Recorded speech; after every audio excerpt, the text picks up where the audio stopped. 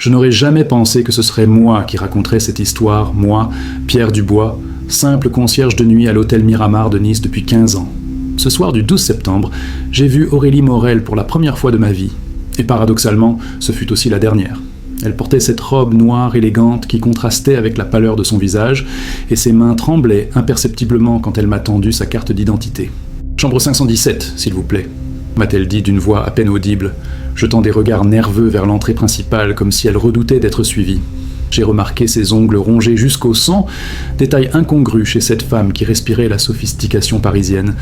Son parfum, un Chanel No. 5 que je reconnaissais pour l'avoir senti sur tant de clientes fortunées, ne parvenait pas à masquer l'odeur de la peur qui émanait d'elle. À 21h34 précisément, j'ai reçu un appel inhabituel de M. Barthélémy, le directeur de l'établissement, me demandant de surveiller discrètement la chambre 517. Il ne m'a pas expliqué pourquoi, mais son ton inhabituellement tendu m'a fait comprendre que cette nuit ne serait pas comme les autres. J'ai alors commencé à observer les écrans de surveillance avec une attention particulière, sans savoir que j'allais devenir le dernier témoin d'un mystère qui entrait mes nuits pour le reste de ma vie.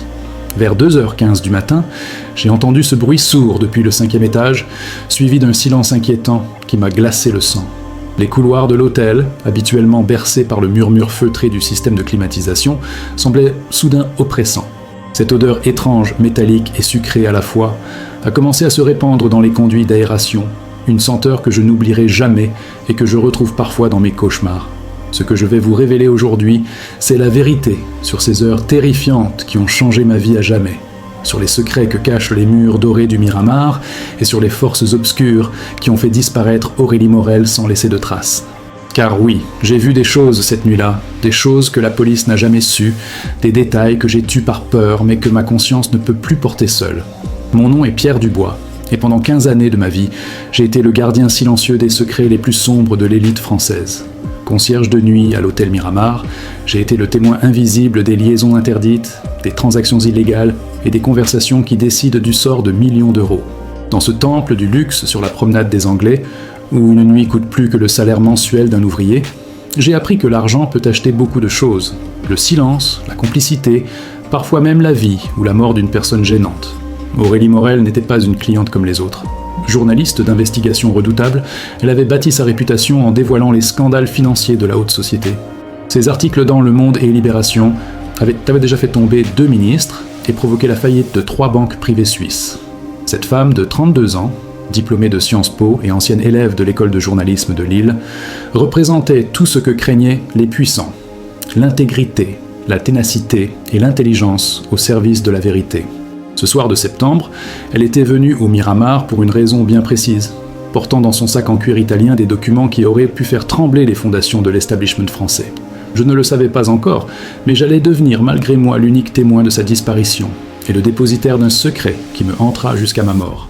Aujourd'hui, 7 mois après cette nuit cauchemardesque, je brise enfin le silence. La journée du 12 septembre avait commencé comme toutes les autres, avec le ballet habituel des femmes de chambre en uniforme immaculé et des grooms aux gestes millimétrés. L'hôtel Miramar respirait cette quiétude luxueuse qui faisait sa réputation mondiale, ses marbres de Carrare reflétant la lumière dorée de la Méditerranée. Pourtant, dès mon arrivée à 18h, j'ai senti une tension inhabituelle dans l'air, une électricité qui faisait vibrer imperceptiblement les cristaux des lustres de baccarat. Madame Rousseau, la gouvernante générale, semblait particulièrement nerveuse ce soir-là, multipliant les va-et-vient entre la réception et les étages, son trousseau de clés dorées tintant avec une fréquence inhabituelle. « Monsieur Dubois » m'a-t-elle dit en passant devant mon bureau, « soyez particulièrement vigilant cette nuit. Nous attendons une cliente délicate. » Elle n'a pas précisé davantage, mais son regard fuyant et ses mains qui tremblaient légèrement en arrangeant les orchidées de l'accueil trahissaient une anxiété profonde. À 18h47 exactement, les portes tournantes de l'entrée principale ont libéré une silhouette élancée dans un manteau de cachemire noir.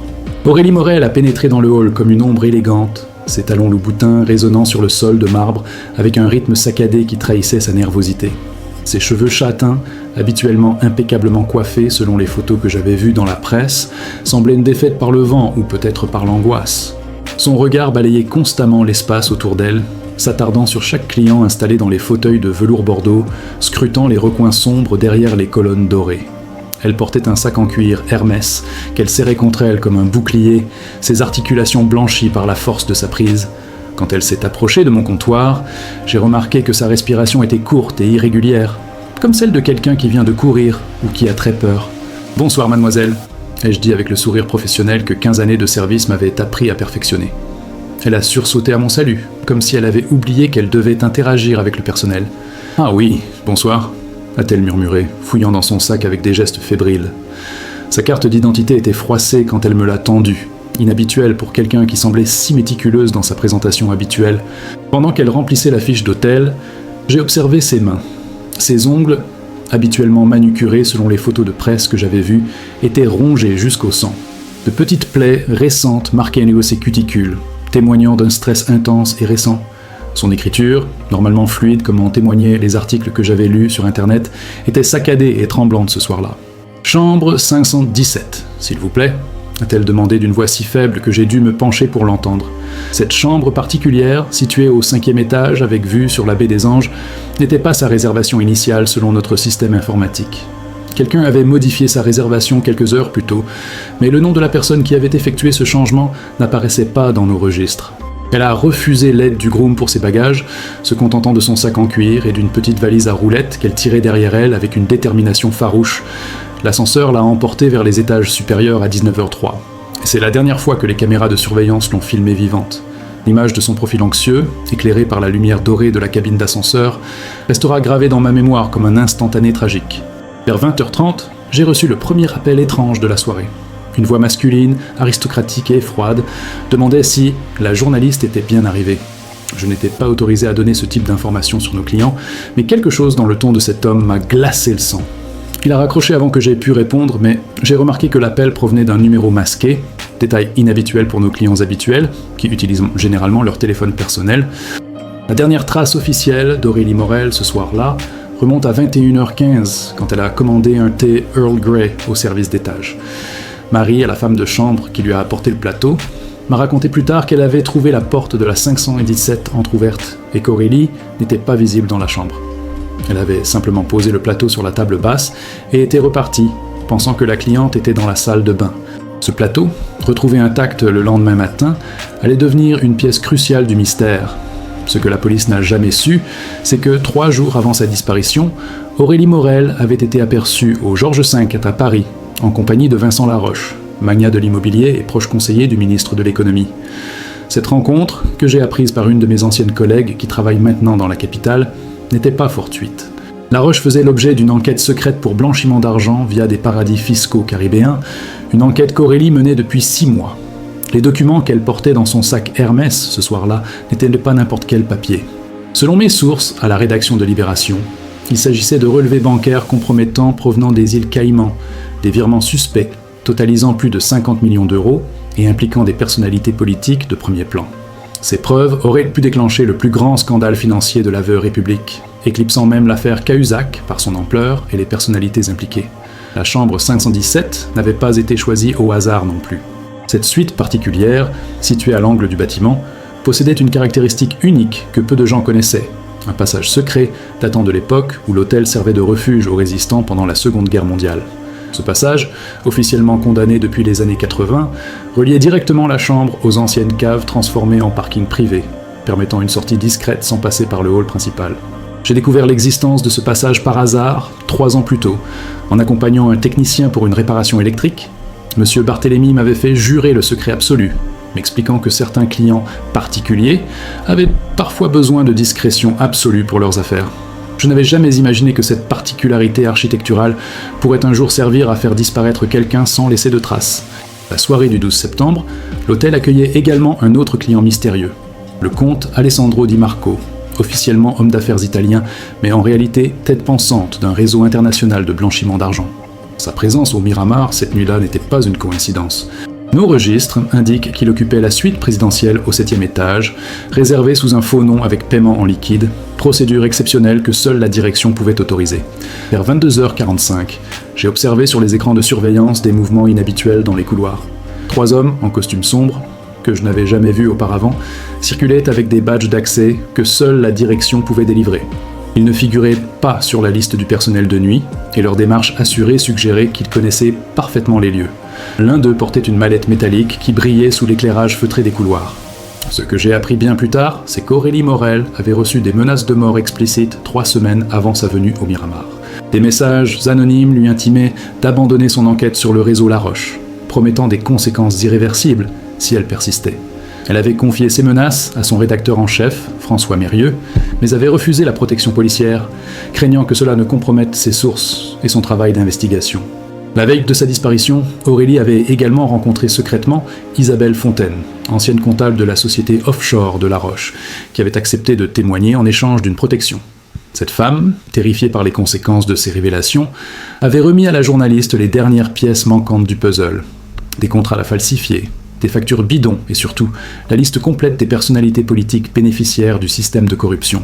L'ironie tragique de cette histoire, c'est qu'Aurélie Morel était venue au Miramar, non pas pour fuir, mais pour rencontrer une dernière source qui devait lui fournir la preuve définitive de l'implication de Vincent Laroche dans le meurtre de l'ancien directeur de la Banque industrielle de Monaco. Cette source, un ancien membre des services secrets français reconverti dans la sécurité privée, n'est jamais venu au rendez-vous fixé à minuit dans la chambre 517. Ce qui me hante encore aujourd'hui, c'est la découverte que j'ai faite en consultant discrètement les registres téléphoniques de l'hôtel. À 23h17, exactement 1 heure avant sa disparition présumée, Aurélie Morel avait passé un dernier appel depuis sa chambre. Ce numéro, que j'ai mémorisé par cœur, appartenait à sa sœur cadette Sophie, institutrice à Bordeaux. Dans cet appel de 3 minutes, selon les relevés que j'ai pu consulter grâce à un ami technicien, elle avait simplement dit « Je t'aime, prends soin de maman, et si quelque chose m'arrive, cherche la vérité dans la rose de pierre ». Pour comprendre la disparition d'Aurélie Morel, il faut d'abord saisir l'ampleur du réseau qu'elle menaçait de révéler. Vincent Laroche n'était que la pointe visible d'un iceberg impliquant des ministres, des banquiers suisses, des oligarques russes et même certains membres de l'Élysée. Ce réseau, surnommé le Cercle de la Rose, en référence à l'emblème gravé sur leur carte de visite privée, brassait annuellement plus de 3 milliards d'euros à travers des montages financiers d'une complexité diabolique.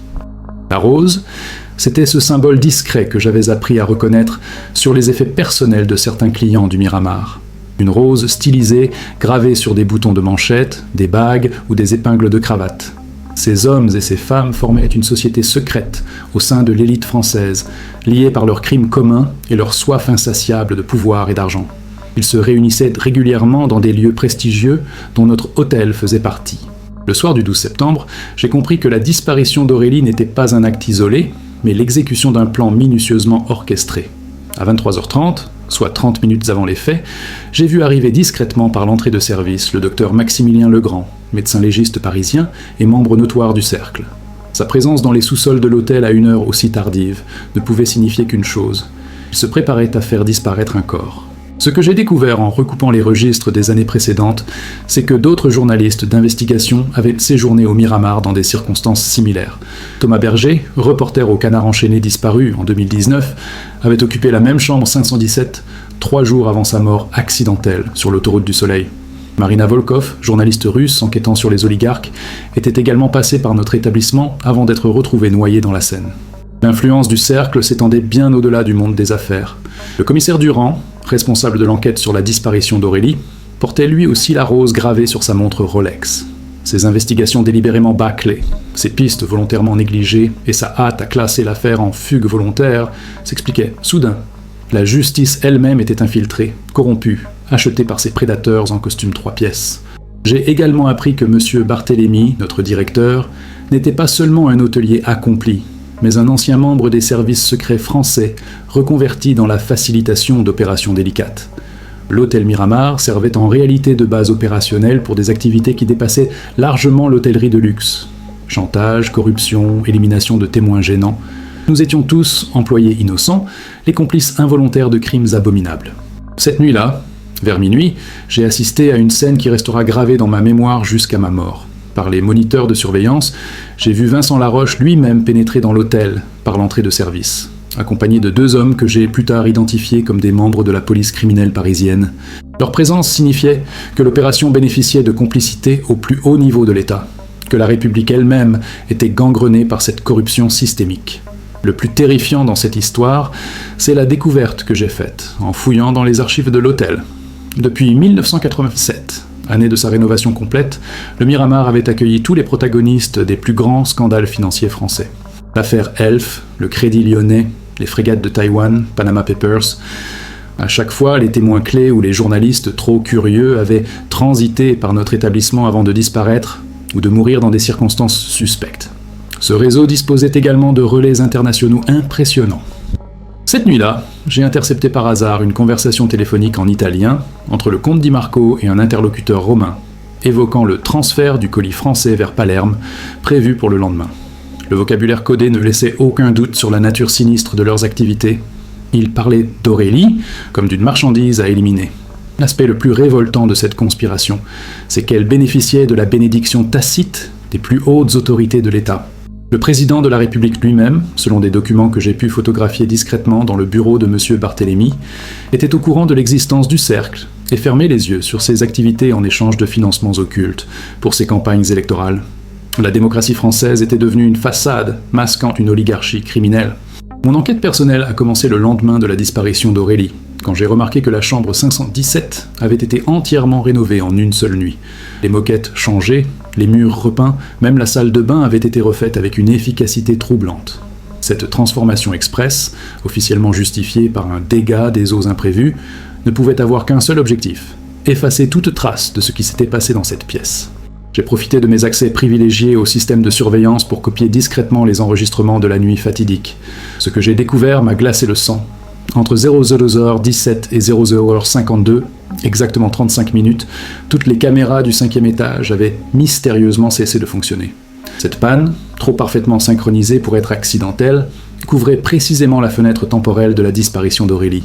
Mes tentatives pour en savoir plus ont rapidement attiré l'attention. Le surlendemain, j'ai été convoqué dans le bureau de M. Barthélemy qui m'a proposé une prime exceptionnelle de 50 000 € en échange de mon silence absolu sur les événements de cette nuit.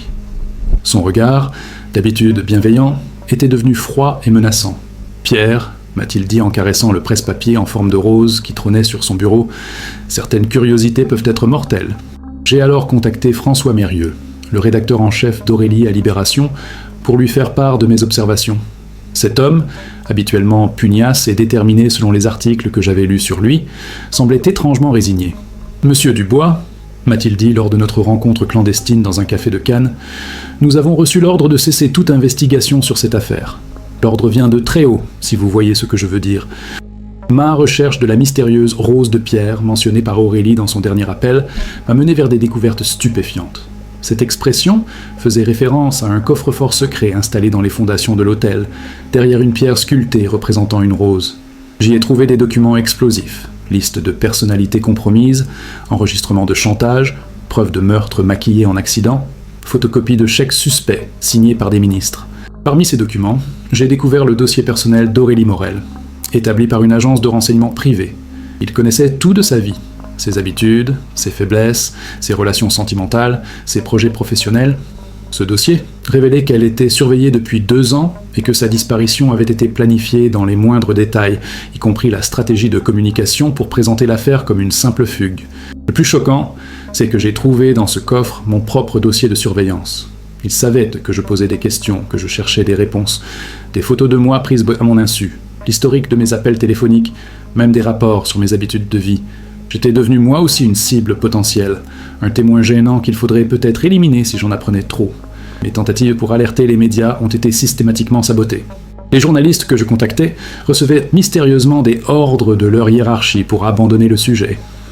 Les preuves que j'envoyais par email disparaissaient des serveurs, mes téléphones étaient mis sur écoute, ma voiture était suivie. L'étau se resserrait autour de moi, et je comprenais qu'Aurélie avait vécu ces mêmes terreurs avant sa disparition. J'ai finalement tenté de contacter directement la sœur d'Aurélie, Sophie, pour lui remettre les preuves que j'avais découvertes. Mais quand je suis arrivé à Bordeaux, j'ai appris qu'elle avait été hospitalisée d'urgence suite à un accident de vélo suspect. Dans sa chambre d'hôpital, terrifiée et sous sédatif, elle m'a glissé ces mots avant de sombrer dans l'inconscience. Ils ont dit qu'ils reviendraient, si je parlais. Sauvez-vous, tant qu'il est encore temps. C'est à ce moment-là que j'ai pris la décision de quitter la France et de raconter cette histoire depuis l'étranger. Mais même ici, en Suisse, je sens leur présence. Des hommes en costume qui m'observent depuis leur voiture, des appels raccrochés aussitôt, des tentatives d'effraction dans mon appartement. Le cercle de la rose a des tentacules partout en Europe. Et ma survie ne tient qu'à un fil. Chaque jour qui passe pourrait être le dernier où je peux témoigner de la vérité sur la disparition d'Aurélie Morel. Après des mois d'enquête clandestine, j'ai enfin reconstitué ce qui s'est réellement passé cette nuit du 12 septembre dans la chambre 517. Aurélie Morel n'a pas disparu par enchantement. Elle avait été assassinée de sang-froid par les membres du Cercle de la Rose, son corps dissous dans l'acide, puis évacué par les conduits d'évacuation spécialement aménagés dans les sous-sols de l'hôtel. Cette méthode, que j'ai découverte dans les archives secrètes du coffre-fort, avait déjà servi pour d'autres disparitions suspectes. Le signal de l'exécution a été donné à 00h15 précise, quand Vincent Laroche a envoyé un simple SMS contenant le mot « Rose » à ses complices présents dans l'hôtel. J'ai retrouvé la trace de ce message dans les relevés téléphoniques que j'ai réussi à me procurer grâce à un contact dans les télécommunications. À partir de ce moment, Aurélie n'avait plus aucune chance de s'en sortir vivante. Elle était devenue un obstacle à éliminer pour protéger un système de corruption valant des milliards. Les derniers instants d'Aurélie ont été d'une cruauté inouïe. Selon les témoignages que j'ai recueillis auprès d'anciens membres repentis du Cercle, elle a été torturée pendant plus d'1 heure pour révéler l'emplacement de ses preuves et l'identité de ses sources. Le docteur Legrand était présent pour s'assurer qu'elle reste consciente le plus longtemps possible, prolongeant son agonie pour satisfaire la soif de vengeance de ses bourreaux.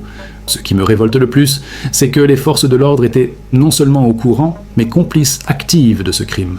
Le commissaire Durand avait personnellement supervisé l'effacement des preuves, la falsification des témoignages et la manipulation de l'enquête officielle. Les policiers présents cette nuit-là ont participé à l'enlèvement du corps et au nettoyage de la scène de crime, transformant les serviteurs de la justice en assassins au service des puissants.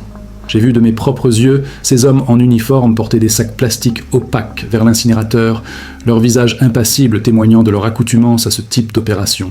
Les documents que j'ai découverts révèlent également le sort réservé aux preuves qu'Aurélie avait rassemblées. Son ordinateur portable, son téléphone et tous ses dossiers papier ont été brûlés dans l'incinérateur privé de l'hôtel, celui-là même qui servait habituellement à détruire les draps tachés et les déchets compromettants des clients fortunés. Ces révélations sur le réseau de blanchiment, qui auraient pu changer le cours de la politique française, sont parties en fumée dans la nuit méditerranéenne. L'ironie tragique, c'est que cet incinérateur avait été installé spécifiquement pour ce type d'opération, camouflé en équipement hôtelier standard. J'ai aussi appris le destin tragique des autres témoins potentiels de cette affaire. Isabelle Fontaine, l'ancienne comptable qui devait témoigner, a été retrouvée morte dans son appartement parisien 3 jours après la disparition d'Aurélie, officiellement d'une overdose accidentelle, malgré qu'elle n'ait jamais touché à la drogue de sa vie. Son appartement avait été minutieusement fouillé, tous ses documents personnels avaient disparu. L'autopsie, bâclée volontairement, n'a révélé aucune des marques de torture que j'ai pu observer sur les photos prises clandestinement par un ami légiste.